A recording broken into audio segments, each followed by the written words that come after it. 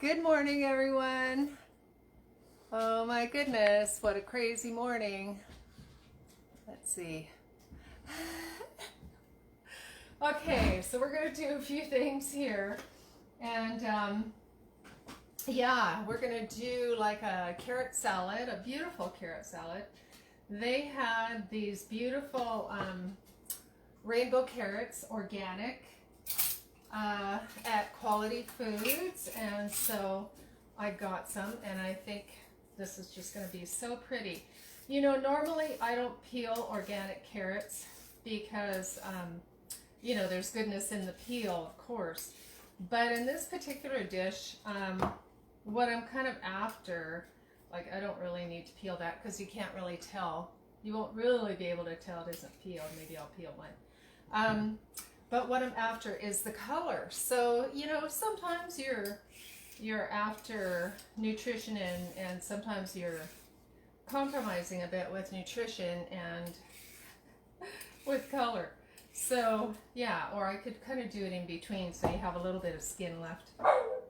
But anyways, so we're just going to peel these just a tiny little bit here. Just for the color part, and then we're going to get them going and do a couple other things that for those of you that are here all the time on this fun Facebook Live, we're going to do something that we've done before, but I have a couple hundred recipes on my YouTube and a bunch of food pictures, healthy foods on my Instagram. And so for the Facebook Live, it's really about just getting together in the mornings. I'm not going to peel that because you can hardly tell. It's still going to look really pretty. So on the Facebook Live, we just get together every morning and do some fun, healthy meals and share some information about healthy cooking and health tips and all that kind of thing, because I am a certified herbalist. And so, so it's nice to be able to share some things that I know. And then on the Facebook Live, we have such a great group. Hi, everybody. Hey, good morning. We have such a great group that shares information, as well about cooking and foods and that kind of thing, because I'm not a professional cook at all. I'm a herbalist that likes to eat healthy, and I don't know really any of the etiquette or proper way of things that a professional chef would know and do, and my methods are definitely totally unprofessional, but I like to eat healthy food, and I just put it together, and so it kind of releases people. At least that's what everyone's telling me, is that it releases people from being worried about doing things the right way and following a recipe, because I'm terrible for following recipes. I see something and I like it, and I just kind of throw it together my way, and there's nothing wrong with that. It's perfectly fine to just play with it and see what happens. Most of the time you can, you can change the flavors. If you make something you don't like, it's actually fairly easy to fix it. That's been my experience, because I do that a lot. I experiment a lot with foods that I know nothing about cooking. And, you just switch it up with, if it's too hot, you add a little bit of sweet. If it's too sweet, you add a little bit of hot, I'm not an expert on that, but I've kind of played around with that a little bit, and I think it fairly works. And to fix things, and like I've said before, if all else fails, you can usually turn most things into soup.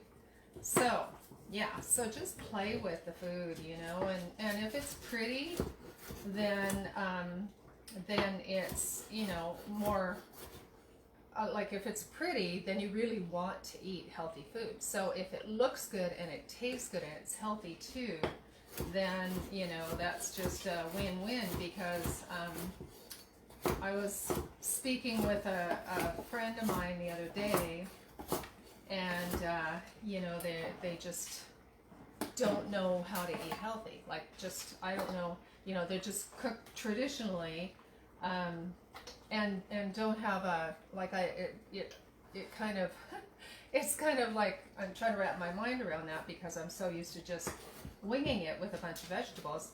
And they were saying that they don't really know what to do with the different vegetables, and for sure there are certain vegetables that are, it's a little tricky, and I definitely use a lot of unusual and unique foods. But, you know, it's like things with carrots. How many things can you do with carrots? And how many times a week should you be eating carrots? And so, you know, this is just another little dish that if you want, I'm not too much of a raw carrot eater just because,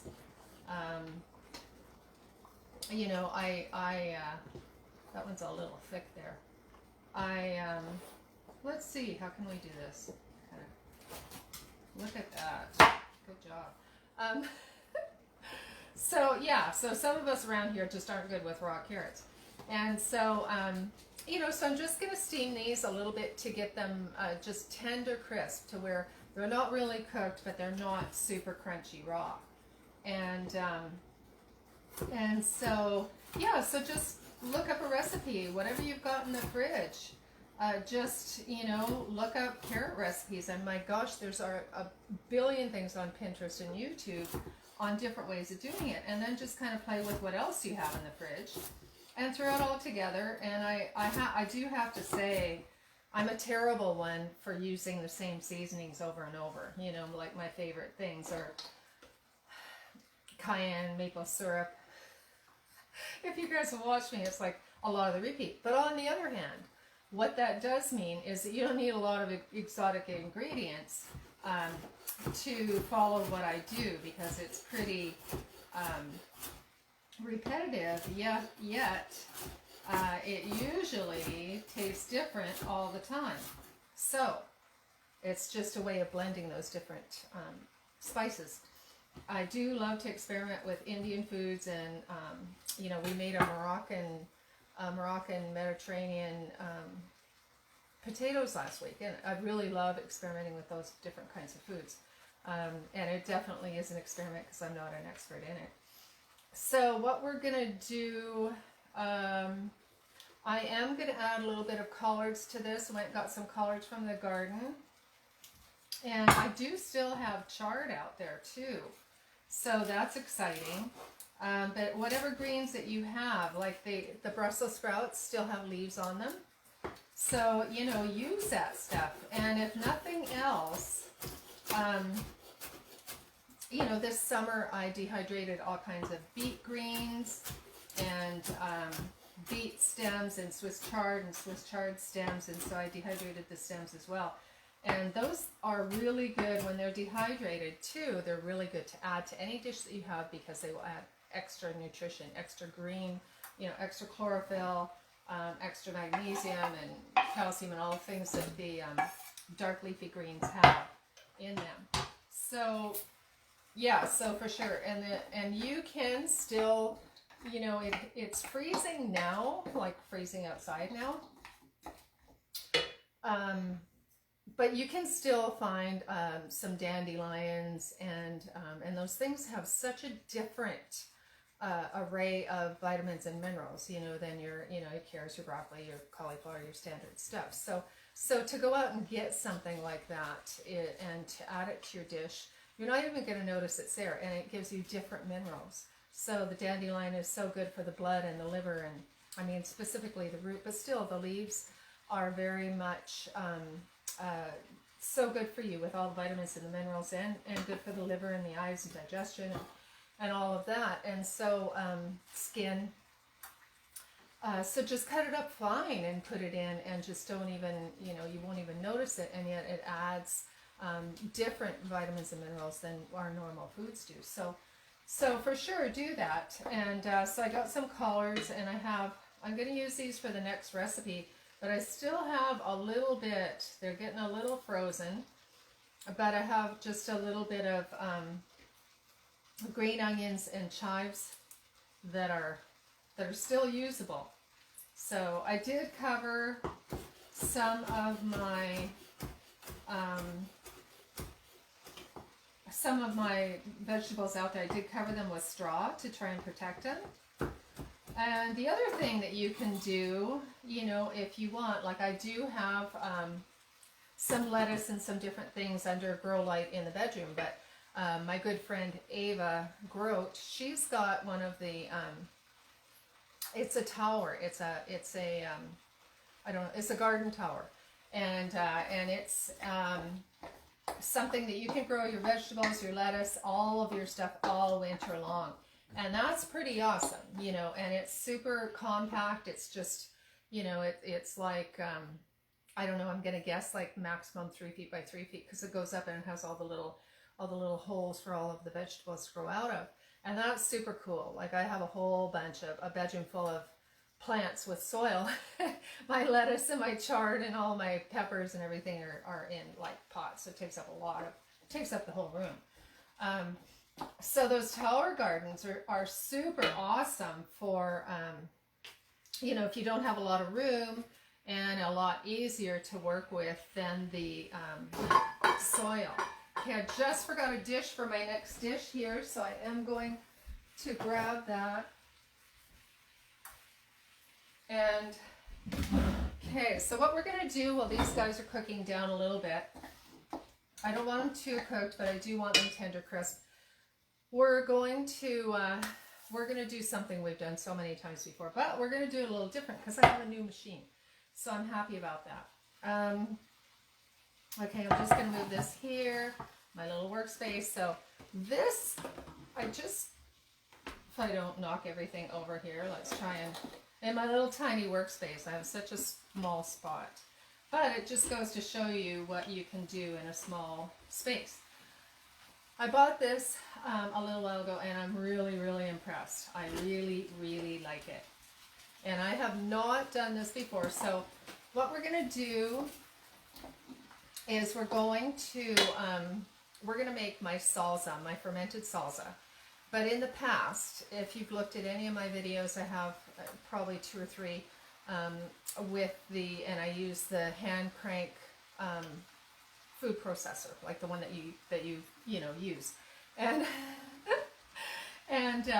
and so I really love that one because it makes the salsa the exact perfect consistency. But since I have a new machine, I am going to try it with the new machine, and we're going to just see how that works. So, yeah, so I do need my cutting board here. I'm just going to start with the onions, and okay, I did kind of score these first. So I'm just going to, I've got some collards on there, but that's okay. I don't mind if there's a little bit of collards in my salsa. I do have a new knife though. So I'm just going to add some onion for the food processor here. And then we're going to do the tomatoes. Okay, so that's probably enough onion. Here, let's give this a stir. Don't get distracted. Okay, so those big pieces need to go in the bottom to soften up. And I think that is, let me get that. It's funny that I cut the white ones thicker. Okay, let's get him down in there. Okay, I'm going to shut this off because I don't want them, I just want them tender on the outside and then still a good, little bite on the inside. Okay, so back to the recipe here. So we're going to throw in some garlic, and I'm going to put the onions in first, a little bit, because I'm thinking about the blade, right? I'm pretty hard on machines. I don't want to ruin my machine right away. We're going to add red pepper, of course, and so we'll add some red pepper, and so we'll go like that. But what I want to get next to the blades, and this is a good thing to do if you're using, even if you're using a Vitamix or whatever, put your soft things in first, because what I find is like your celery especially, it's almost like if you put it into the blade first, it almost lubricates the blade, and it makes it so much easier to clean. Rather than putting your harder, chunkier things in, I find that works really, really well.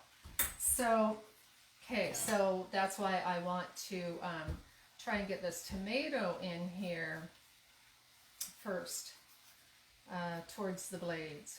And this should be done differently.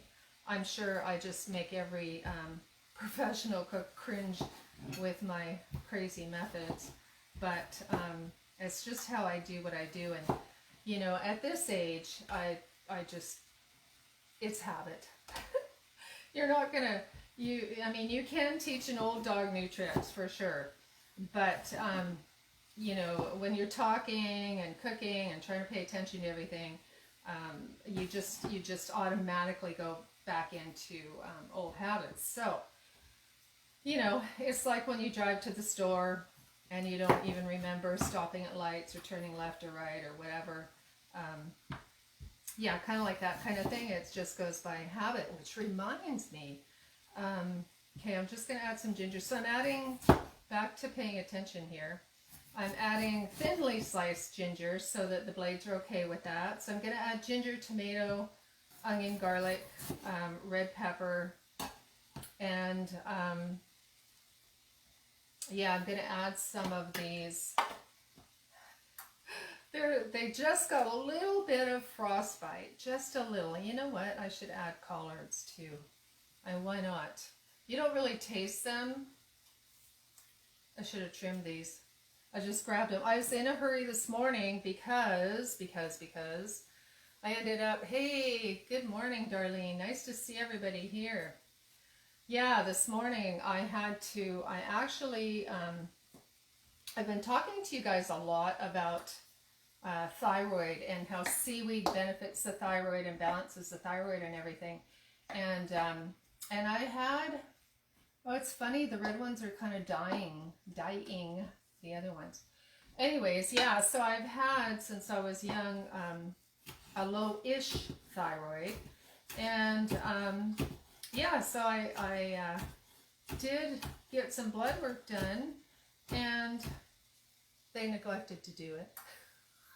The only thing that's wrong with me, right? Well, it's not the only thing that's wrong with me, but it's like, you know, one of it was the only major thing that's wrong with me. So anyways, I forgot to do the thyroid test. And so, so I went in this morning, and that's why my morning was quite crazy too. And oh my God, you know, they're making, not so bad for me, but they're making all the people stand outside, you know, and you know, you have to, right? You have to because of the COVID thing. You can't have everybody all huddled up inside where it's warm. But yeah, it's quite the thing, you know, with people standing outside freezing to death, and I can't even imagine. I mean, we're just here in BC. So, hey, Barb, yeah, hump day, everybody. So I can't imagine places like Alberta, you know, and I mean, but then those guys are prepared for that. They probably have indoor areas for people to stand in line. We're just not, you know, we're not as prepared for standing out in the cold. But anyway, oh, what was my point? Oh yeah, so like if you have a baseline, okay, we're gonna put some collards in here too.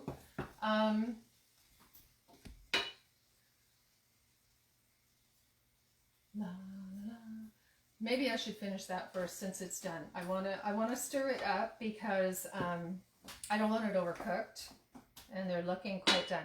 Okay, so this is gonna be like a kind of a warmed carrot salad, except I'm gonna let it get cool. But what I wanted was the carrots to just get tender crisp, and so what we're gonna add is oh gosh, and you guys are gonna want me to measure again. You can do this in a measuring cup if you want, or you can just wing it like I do. So I'm just gonna put some ketchup in here, you know, like, I don't know, 1/8 of a cup, say. And then I'm going to put some maple syrup. Oh my gosh, if I can open it. Okay. Okay. It's pretty new, so it's heavy. I need 2 hands. Oh my God, what does that remind you of? I need 2 hands to hold the maple syrup. Oh, wow, that's crazy. Okay, so whatever. To taste amount for that. Gonna add a little bit of apple cider vinegar. And so this is kind of gonna be like a Catalina style dressing on the carrots. And then this will be served, you know, cold or lukewarm or whatever it is you want to do. I am gonna add a little bit of cayenne just because I really do love the heat in there, make it a little bit spicy and sweet and sour.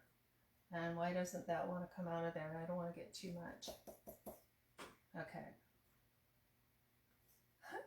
There we go. Okay, so, which reminds me, this little pepper here needs to go in with the salsa. It's good that I keep everything out so that you can, and I get distracted so easily.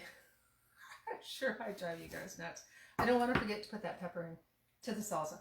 Okay, back to the carrots. All right, so just give that a stir. And you know, a lot of the times I don't cook with oil or anything, but in this case, it's going to make it look nice and shiny. And I'm not going to heat it really anymore at all. So I'm going to add a little bit of coconut oil to this. Because it gives it a nice shine and glaze, and it's healthy. You know, the coconut oil is awesome for everybody. And so, yeah, that's enough for that. And my fingers are stuck with green onions from the garden. Pretty awesome. Okay, so we're gonna finish this off. My stomach's growling. Oh my gosh. Okay. So that is going to be lovely. And again, you know, do it to taste.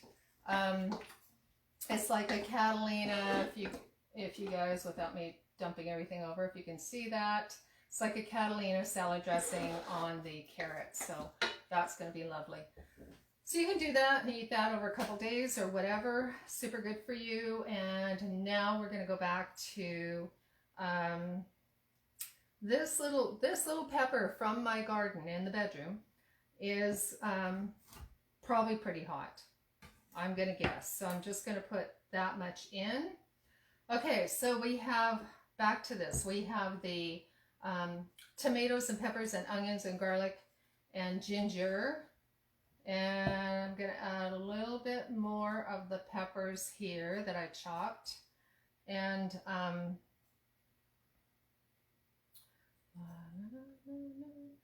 going to add a little bit more garlic.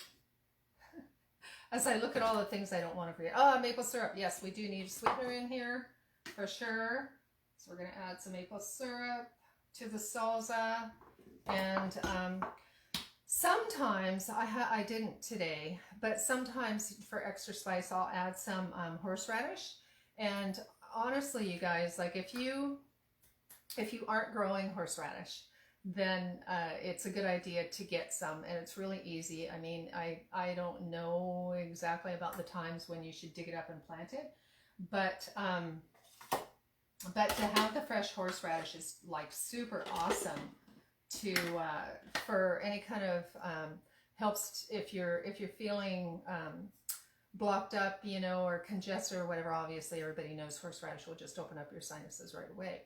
And so it's a handy thing to have around, you know, if you do get congested, and or you can use the prepared stuff in the jar too. That's fine too. But keep in mind, you know, a lot of people we tend to forget about the things that we have at our disposal that are in our kitchen, and instead of running out and getting an antihistamine. There are so many natural things that you can use, like the horseradish and onions are antihistamine as well. So there's lots of things that'll help clear your sinuses. And you know, most of us, hopefully you have fresh sage, but most of us do have sage in the house. And so if you wanted to even boil or simmer sage and put your head over that and breathe it in, you know, it'll really help to clear that congestion. And it's very antiviral. The sage is super antiviral. Well, onions, the horseradish are too, but for inhaling, the sage is super antiviral, and it clears the air. If you want to boil a few sage leaves, you know, and have that floating through your house, it'll disinfect. And yeah, it's really antiviral. Okay, so we're going to try this with my brand new machine. I hoping, fingers crossed, it doesn't go to mush, which is why I usually use the hand grinder, because I know if I make it in the Vitamix, it's like sauce. It's liquid. So we'll just pulse it a bit, see what happens with my fancy thing here. Oh yeah, let's look. Okay, chop and puree. Okay, we're going to chop. Oh, it is working. I'm like, oh God, did I plug it in? Okay. I wonder if I should give it a... No, I don't think I have to give it a shake. I think I'm loving this machine. I think I really like it. I bought another one, I don't know, a few weeks ago, and it was really complicated. Like it just didn't seem to do what I wanted it to do. So I took it back, and then I thought I'd try this one. And I mean, look at the consistency here. And that's a lot. If you've seen my videos of making salsa the old way with the grinder, it's a little painful to watch. Good for the arms though. I actually named one of the videos on my YouTube Muscle Salsa, because it's such an amount of muscle work to get that. Look at that. Oh my gosh. Loving that. How easy is that? I might get lazy. Wow. Who's going to help me with my arm exercises if I get used to this? I actually did do, where am I here? Hitting the thing. Let's see if I can get this back on. That's the tricky part, is I don't want to take it all apart, but I might have to. Oh no, I did it. Yay. Yeah, I did a class in January. There's a couple chunks here that probably should be redone a little bit. I did a class in January with the aerial silks, or aerial yoga. And I really, really enjoyed it a lot. And so I did buy a set of silks. Look at that, pretty. But I kind of wrecked my leg, and so I haven't been using them a lot. But it's really, really good for the arm strength. So the other thing you guys can use if you want to... so I don't bump it in my little tiny space. The other thing that you can use, are if you go to the physio or wherever, I mean, I'm sure you can buy them anywhere, is you can get those elastics. You know, they're like a big rubber thing, and then do your stretchy arm things. Like some of them actually come with instructions, or you can talk to a physio or go and see your physiotherapist and get some exercises. Because I'm gonna, if I quit using all the hand grinding things that I use, I'm gonna need to really exercise my arms on my own. Before, I never exercised because I was doing, massage every day, and I was doing chopping wood, and I was shoveling gravel, and a bazillion things that you do when you're on an acreage. Like we're on an acreage and there's lots to do outside. So I have always just worked instead of gone to the gym. And I still do, in the summer for sure. I mean, we're still doing all that stuff, and thankfully we don't have to shovel snow. But anyways, as far as the arm work, one of those elastic things is I think it's a really great thing to use. I'm going to use these garlics. I've actually tried to save you guys from painfully watching me peel garlic, so I am trying to get into the habit of peeling them ahead of time. And so I'm going to use these because I've had them out for a couple days.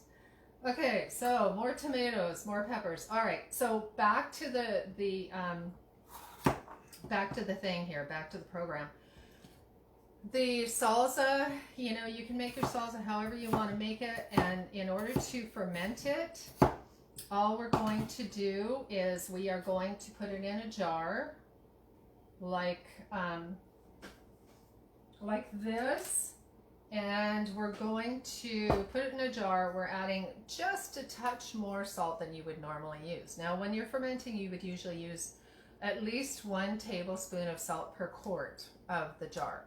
And that's not too bad, really. For salsa, it's not much saltier than normal.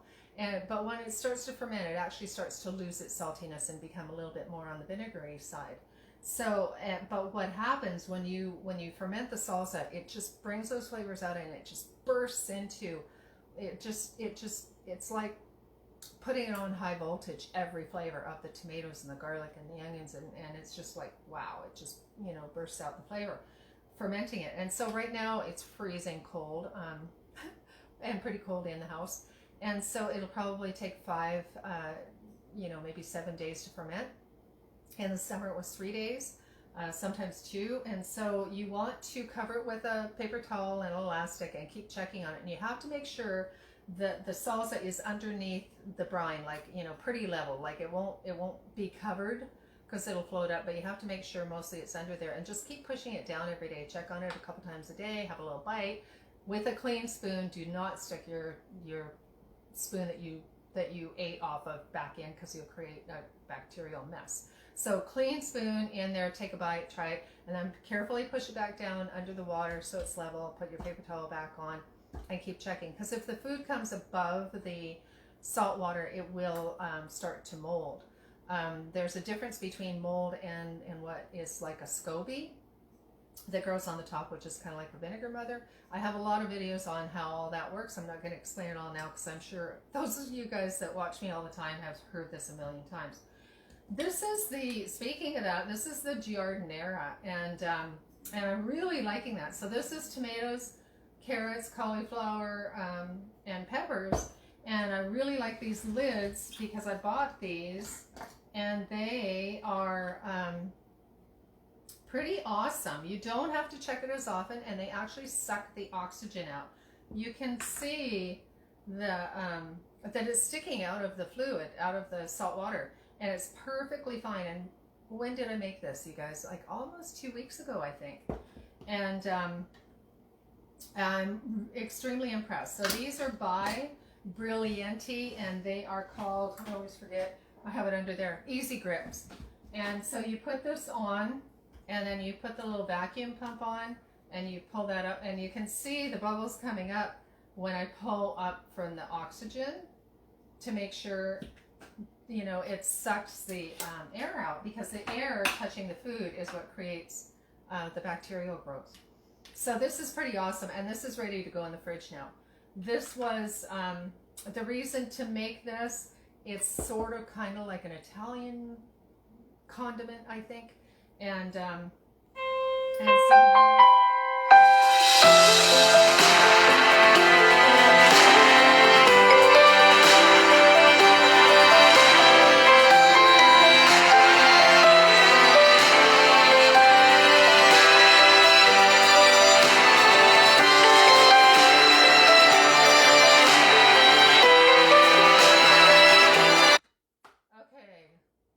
Run the machine while that's happening. I wasn't fast enough. Anyway, okay, let's make some more noise.